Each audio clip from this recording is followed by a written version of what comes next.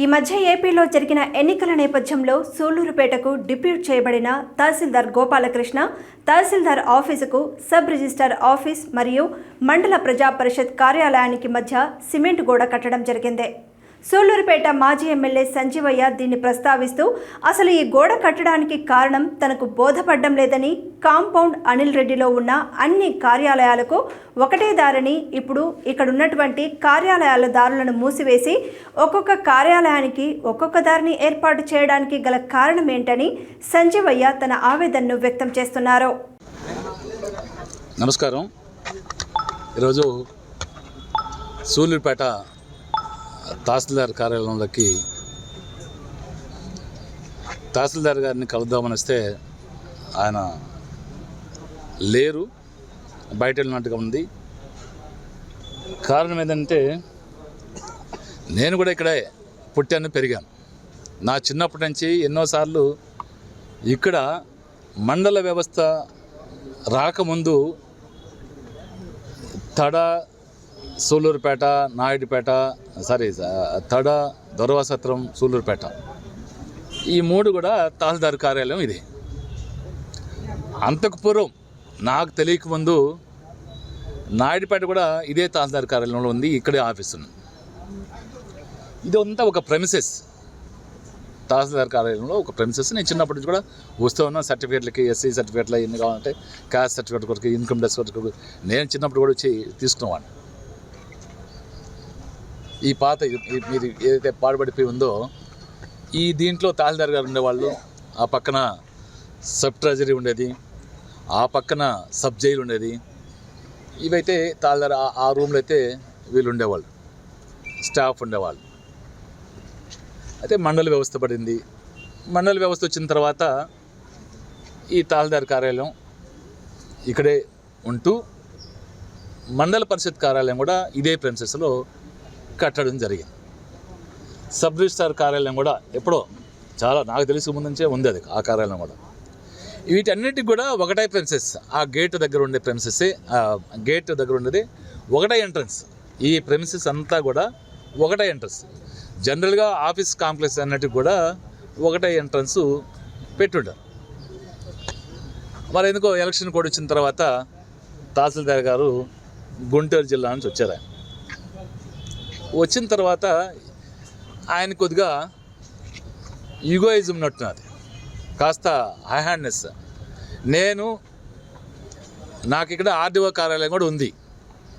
మరి ఆర్డీఓ గారిని కూడా నేను అడిగాను, ఆర్డీఓ గారిని కూడా సంప్రదించినట్టుగా లేదు. ఆర్డీఓ గారు నాకు కూడా తెలియదండి, నేను 3 రోజులు లేను, నేను ఈరోజు వచ్చేప్పటికి కట్టేసినారని తెలుస్తుంది, దాన్ని చర్య తీసుకున్నామని ఆర్డీఓ గారు కూడా చెప్పడం జరిగింది. అసలు ఎందుకు కడుతున్నాడో అర్థం కాని పరిస్థితి. సబ్ రిజిస్టార్ కార్యాలయంకి ఇదికి మధ్యలో గోడ కట్టేశారు. ఈ ఎలక్షన్ కట్టేస్తే అప్పుడే నేను దాన్ని వారించా, కట్టకూడదండి, ఒకే ప్రెమిసెస్ కదా, ఎందుకు కడుతున్నారు వాళ్ళని. సార్ ఎలక్షన్ కోడ్ ఉంది, ఇక్కడ ఆర్డీఓ ఆఫీసులో నామినేషన్ చేసేదానికి అనువైన వాతావరణం లేదు, తహసీల్దార్ కార్యాలయం పెట్టాము, అక్కడంతా ఆఫీసులు ఉన్నాయి, ఇక్కడ వాళ్ళు వీళ్ళు వస్తే బాగుండదేమో, చుట్టుపక్కల నుంచి రాకూడదు సార్, ఒక దీనికి ఇది కావాలి అంటే వచ్చే ఆస్కారం కూడా లేదు. ఎందుకంటే ఒకటే ఎంట్రన్స్.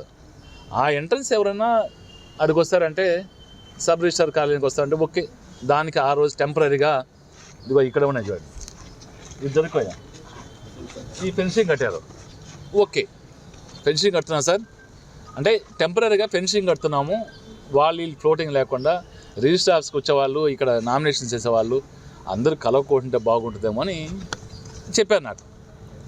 మరి ఎంపీపీ గారు కూడా తహసీల్దార్ గారిని అడిగినట్టున్నారు అదే విషయం, అయితే ఆయనకి కూడా చెప్పినట్టున్నారు. ఆయనకి ఈ ఆఫీసు మొత్తం కూడా క్లోజ్ చేసేయాలని అన్నారు. అదెట్టు క్లోజ్ చేస్తామండి, దీనికి మెయిన్ ఎంట్రన్స్ ఇదే, మండల పరిషత్ కార్యాలయము సూళ్లూరుపేట మండల పరిషత్, ఇది ఎంట్రన్స్. ఆ సైడ్ కూడా టెంపరీ పెట్టుకున్నాం, ఎందుకంటే ఈ ఎలక్షన్ కోడ్ ఉందని, ఇబ్బంది ఉందని పెట్టుకోండొచ్చు. సరే దాన్ని వదిలేసాం. మరి పర్మనెంట్గా ఎలక్షన్ అయిన వెంటనే, రిజల్ట్స్ వచ్చిన వెంటనే పర్మనెంట్ గోడ కట్టేశారు. ఎంత ఇబ్బంది చూడండి. సబ్ రిజిస్టర్ ఆఫీస్కి వచ్చేవాళ్ళు అటు తిరుగు రావాలి. వెహికల్స్ రావాలంటే ఎగ్జిక్యూటివ్ పవర్స్ ఉంటాయి. అటని ఇష్టానుసారం చేస్తాను కాదు. ఎంఆర్ఓ గారికి ఆయన ఇష్టమని చెప్పి ఆయన ఇల్లు కాదు, ఇది ఆయన ఇల్లు కాదు, ఆయన స్వదాస్తిగడు కాదు, ఇది పబ్లిక్ ప్రాపర్టీ. పబ్లిక్ ప్రాపర్టీలో ఒక మండల మ్యాజిస్ట్రేట్ అనే వ్యక్తి గోడలు కట్టే ముందు అసలు ఆయన ప్రెమిసెస్ ఏంది, ఆయన స్థలం ఎక్కడుంది, ఎక్కడి వరకు ఆయన స్థలం ఉంది, ఎక్కడ కట్టుకోవాలి, మరి కట్టిన తర్వాత వాటికి ఈ ఎంపీడీఓ కార్యాలయానికి వే ఎట్ట, ఆ వే చూపించాల్సిన బాధ్యత కూడా ఆయనకు ఉంది. వెనక ఎంపీడీఓ కార్యాలయం వెనక సబ్ జైలుకి సంబంధించింది, అది సబ్ జైలుకి సంబంధించింది.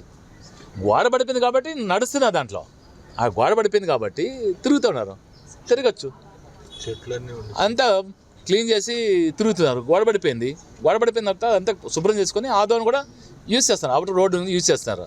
కానీ మెయిన్ ప్రధాన ద్వారం ఏంటంటే ఇది.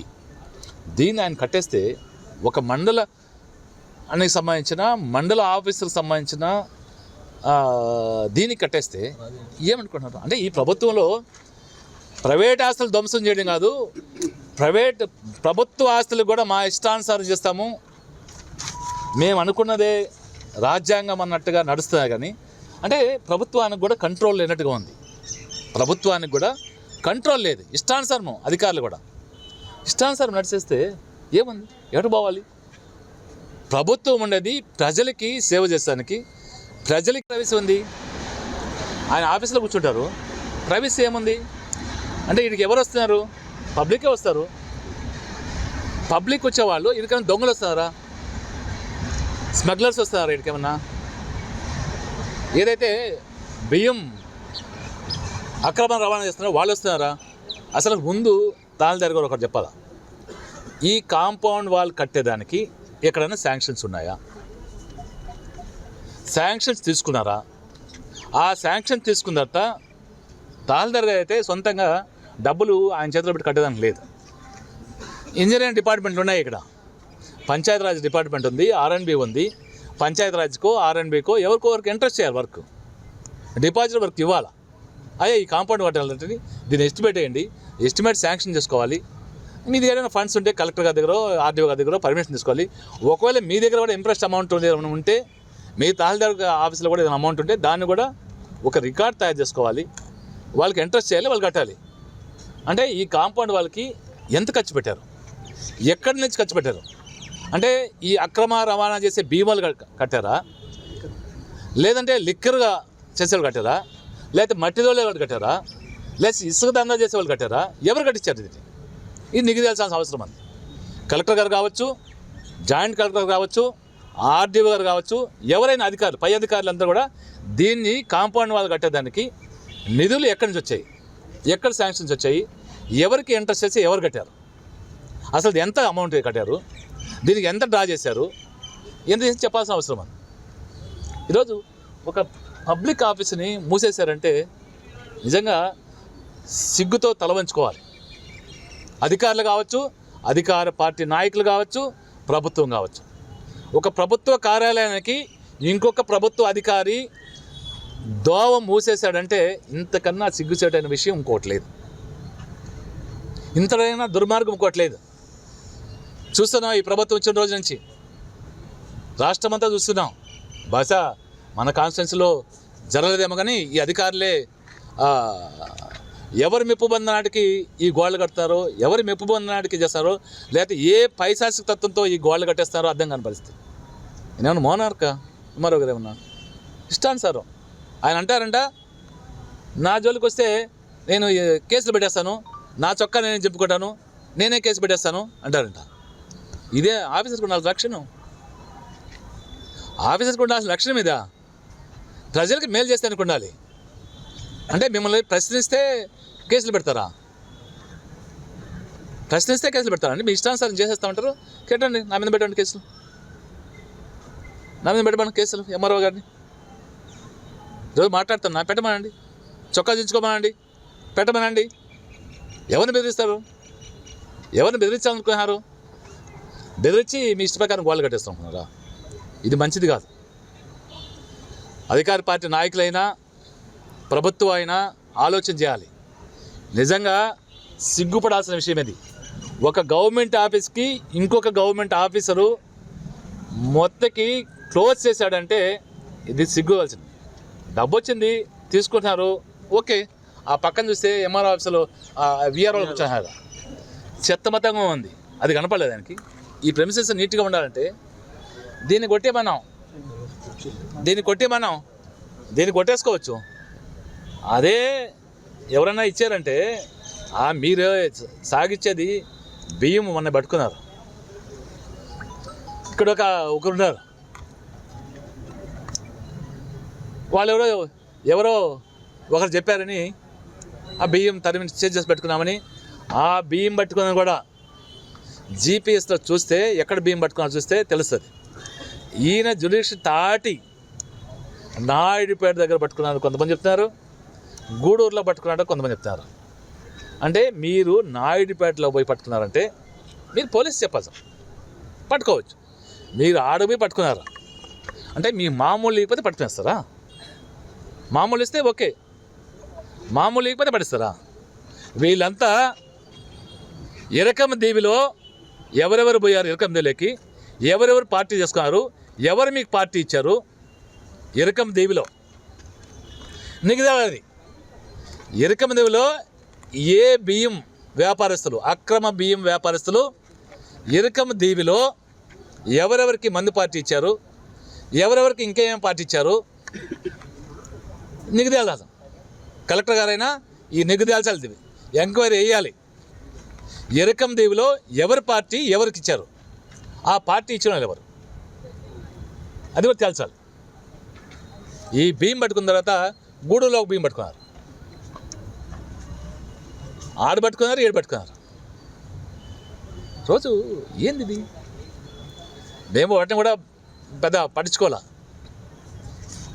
ఏదంటే ప్రజలు చూస్తూ ఉన్నారు, లెక్క కుదరక ఎవరెవరు పోయారు, ఎంఆర్ఓ గారు ఒక్కరే పోయారని వచ్చింది. ఎంఆర్ఓ గారు ఒక్కరే ఎందుకు పోయాడు? పోలీసుని తీసుకెళ్ళాలి కదా, లేకుంటే ఆఫీస్ స్టాఫ్ని తీసుకెళ్ళాలి కదా. మీకు ఇన్ఫర్మేషన్ అప్పుడప్పుడు రాలేదు కదా, ఇన్ఫర్మేషన్ వచ్చింది కదా, ఎందుకు పోలీసుని తీసుకోలేదు? థర్డ్ పర్సన్ ఎందుకు తీసుకోలేదు? ఒక్కరే ఎంఆర్ఓ గారు డ్రైవింగ్ చేసుకొని పోయి అంత సాహసం చేయాల్సిన అవసరం వచ్చింది అంటే మీకు లెక్క కుదరక పట్టుకున్నారా? పోయి ఎందుకు పట్టుకోవాల్సి వచ్చింది? గూడూరులో బట్టి బేరం కుదరలేదా? బేరం కుదరకపోతే కదా, లేకుంటే ఇంకొక అధికారం తీసుకోవాలి కదా. నాయుడుపేట పెట్టుకొని చేసి పెట్టుకున్నానంటే ఇదే జరుగుతూ ఉంది. ఇది జగమెరు సత్యం, జరుగుతూ ఉంది, పట్టుకోవచ్చు. ఇంతకుముందు మేము అధికారంలో కూడా జరుగుతూ ఉంది, మేము జరగలేదని చెప్పట్లా, పట్టించాము చాలాసార్లు ఇదే అధికారులు చెప్పాము. ఇదే అధికారుల యొక్క అలసత్వం వల్ల పట్టుకోవాలా, నేమే పట్టుకోలేం కదా. చెప్తా ఉన్నా, అప్పుడప్పుడు పట్టుకున్నారు, అప్పుడప్పుడు వదిలేశారు. పట్టుకున్న బియ్యాన్ని కూడా సివిల్ సప్లైస్ గోడౌన్లో పెడతారు, ఆ గోడౌన్లో కూడా తరలిస్తారు, ఇష్టానుసారం పెడతారు, తరలిచ్చేస్తారు. ఇది కూడా కలెక్టర్ గారు, జేసీ గారు, జాయింట్ కలెక్టర్ గారు నిగదాల్సిన అవసరం ఉంది. అసలుకి ఎన్ని బియ్యం పట్టుకున్నారు, అవి ఎక్కడ సాగు చేశారు, ఏం చేశారు, ఆ లెక్క కూడా తెలిసాల్సిన అవసరం ఉంది. నేను గతంలోనే ఇచ్చా, కలెక్టర్ గారికి ఒక రిప్రజెంటేషన్ కూడా ఇచ్చా, జేసీ గారికి, వాళ్ళకి లాస్ట్ టైంలోనే. అక్కడ నాయుడుపేటలో ఇదే దందా జరుగుతామంటే నేనే స్వయంగా ఇచ్చాను కూడా, కంప్లైంట్ చేశాను కూడా. ఈ సివిల్ సప్లైస్లో ఉండాల్సిన రైస్, గోడౌన్లో ఉండాల్సిన రైసు ఒక ప్రైవేట్ ప్రెమిసెస్లో ఎందుకు పెట్టాల్సి వచ్చింది? టన్నుల కొద్ది బియ్యం ఎందుకు పెట్టాల్సింది? అప్పుడు కూడా ఇచ్చా. మరి దాని మీద కూడా యాక్షన్ ఏం తీసుకొని చూడాలి. కేసు పెట్టించాను, ఆ రోజు కేసు పెట్టించాం వాళ్ళ మీద, కోర్టు శిక్ష కూడా ఇచ్చింది, నాన్ బెయిలబుల్ వారెంట్ కూడా ఇచ్చింది, కేసు నడుస్తూ ఉంది. అంటే కూడా చూడాలా. ఎర్ర సంబంధం సబ్కనర్స్ వస్తారు, మందు చేసే వాళ్ళు వస్తారు, అందరూ వస్తారు. ఇక్కడికి వచ్చినప్పుడు బాగుండదు, ప్రజలకి అంతా తెలిస్తే, వాళ్ళ వచ్చేవాళ్ళు అందరూ తెలిస్తే ఇబ్బంది అవుతుందేమో అని ఆలోచన చేస్తారేమో. పర్వాలేదు, ఆ దందాలు తాగించుకుంటే మాకేం అభ్యంతరం లేదు, ప్రజలు చూసుకుంటారు ఆ దందాలన్నిటికీ. మేము కూడా తర్వాత మేమేం చేయాలి మేము కూడా చూస్తాము. ఈ ఎంపీడీఓ కార్యాలయానికి దోవెట్టి వెళ్ళాలో ఆ మార్గాన్ని, రాజమార్గాన్ని చూపించాల్సిన బాధ్యత ఆర్డీఓ గారి పైన ఉంది, కలెక్టర్ గారి పైన ఉంది. మరి ఏం చర్యలు తీసుకుంటారో చూసి తర్వాత నిర్ణయం తీసుకుంటాను. తదుపరి కార్యాచరణ తొందరలో చెప్తాము. ఈ దోవని ఏర్పాటు చేయకపోతే ఇవ్వాల్సింది, అధికారులు కూడా ఇవ్వాల్సిందా. ఆర్డీఓ గారిని అడిగాము, ఆర్డీఓ గారు ఏం చెప్పారు, నాకు కూడా నన్ను నోటీస్ కూడా లేదు సార్, అది ఓపెన్ చేపిస్తామని చెప్పారు. సరే చూద్దాం, ఓపెన్ చేయకపోతే ఏం చేస్తారో చూద్దాం. ఆ దోవకి ఆ ఆఫీస్కి ఏం చేస్తారో చూద్దాం. ఆ ఆఫీస్కి ఏ విధంగా దోవ ఏర్పాటు చేస్తారో చూద్దాం. ఈ 27 సెంట్లకి దోవ విధంగా వాళ్ళే చూడాలా, వాళ్ళే చెప్పాలి, వాళ్ళే చూడాలి, వాళ్ళే చెప్పాలి. ప్రధాన ద్వారాన్ని మూసేదానికి ఎవరు పర్మిషన్తో ఇచ్చాడో ఇది ముఖ్యంగా మీడియా మీద చెప్తున్నా. కలెక్టర్ గారు ఇది ఆలోచన చేయాలి. ఈ కాంపౌండ్ వాళ్ళు కట్టేదానికి, మరి ఈ దోవలు మూసేదానికి వీటన్నిటికీ శాంక్షన్స్ ఎక్కడున్నాయి, ఏ హెడ్లో నుంచి డ్రా చేశారు, ఎవరికి కాంట్రాక్ట్ ఇచ్చారు, ఎవరి దగ్గర కట్టించారు, దీనికైన ఖర్చు ఎంత, బుక్ చేసిన ఖర్చు ఎంత, ఎస్ఎస్ఆర్ ద్వారా స్టాండర్డ్ షెడ్యూల్ ఆఫ్ రేట్స్ ద్వారా ప్రభుత్వ నిబంధనల ప్రకారం ఈ గోడకి ఎంత ఖర్చు పెట్టాలి, ఎంత ఖర్చు బుక్ చేశారు, ఇవన్నీ కూడా నిగ్రహించాల్సి వస్తుంది. ఒకవేళ ప్రభుత్వం ద్వారా తీసుకోకపోతే ఈ డబ్బు ఎవరు ఇచ్చారు, ఎంఆర్ఓ గారికి ఈ డబ్బు ఎటు వస్తుంది, అది కూడా ఇన్కమ్ ట్యాక్స్ చూపించాలా. సొంత నిధుల్ని ఎంఆర్ఓ గారికి ఉన్న మతలబు ఏంది, ఎవరిచ్చారు ఈ డబ్బు, ఎవరి దగ్గర అక్రమ కార్యక్రమాలకి ఎవరి దగ్గర వసూలు చేశారు, ఇది కూడా తేల్చాల్సిన అవసరం ఉంది.